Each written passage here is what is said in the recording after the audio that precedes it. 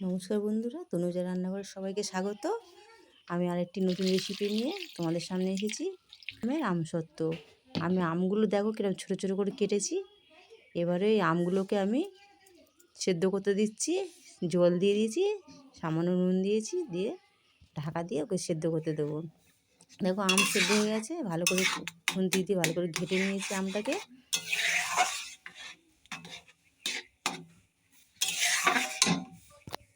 ঘাঁটা হয়ে যাওয়ার পরে এবার আমটাকে আমি ছাঁকনি দিয়ে ছেঁকে নিচ্ছি।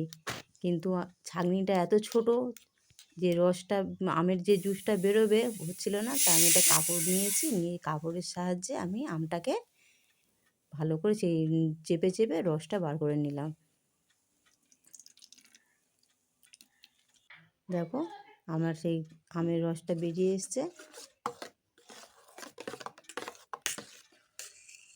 এবার কড়াইতে আমি চিনি দিয়েছি, চিনিটাকে ভালো করে ফুটিয়ে গলিয়ে নিচ্ছি।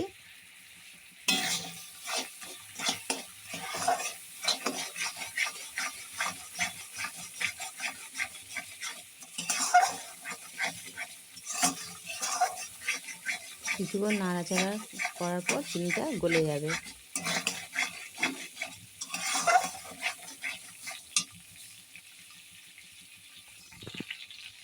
এবার চিনিটা গলে যাওয়ার পর আমি তাতে সেই আমের জুসটা দিয়ে দিচ্ছি।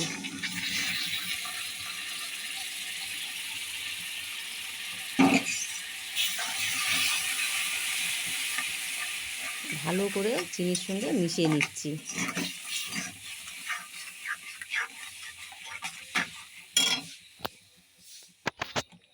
দেখো আমার অনেকটা হয়ে এসেছে।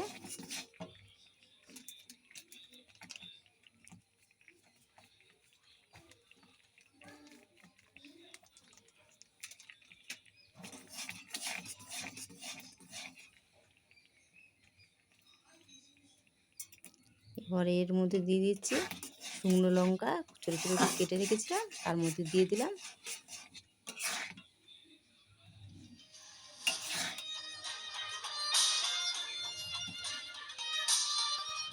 এবার থালায় আমি সামান্য তেল দিয়ে ব্রাশ করে নিচ্ছি।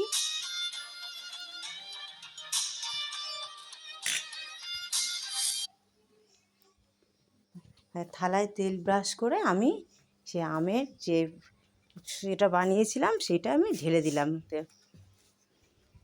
এই দেখো কত সুন্দর লাগছে দেখতে।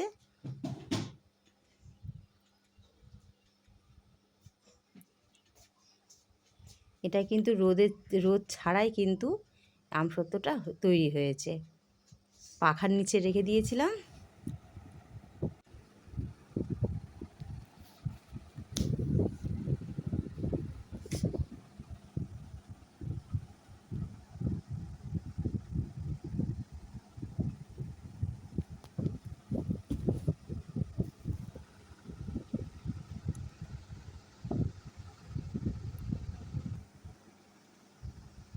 ঘুরিয়ে ফিরিয়ে দেখাচ্ছি, দেখো একদম সরেনি, কত সুন্দর বসে গেছে।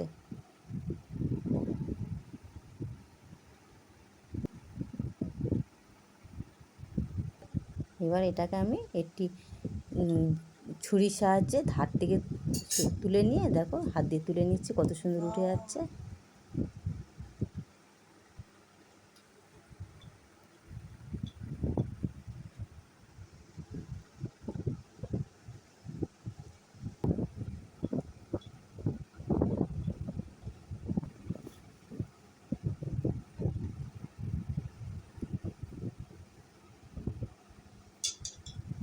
দেখো পুরো গোটা কি সুন্দর উঠে গেছে। এবারে আমি ছোট ছোট করে পিস করে কেটে নেব।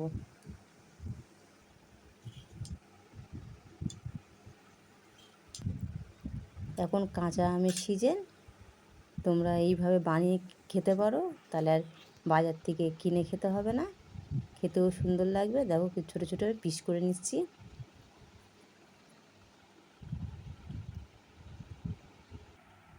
আর যারা আমার এই চ্যানেলটিকে সাবস্ক্রাইব করেছো তাদের অনেক ধন্যবাদ। যারা করোনি প্লিজ তারা করে পাশে থেকো। আমি এইভাবে ছোটো ছোটো করে কেটে নিচ্ছি।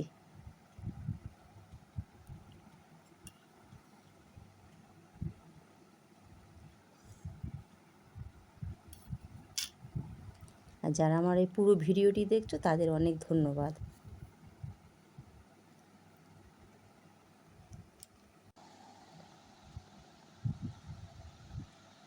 দেখো কত সুন্দর লাগছে।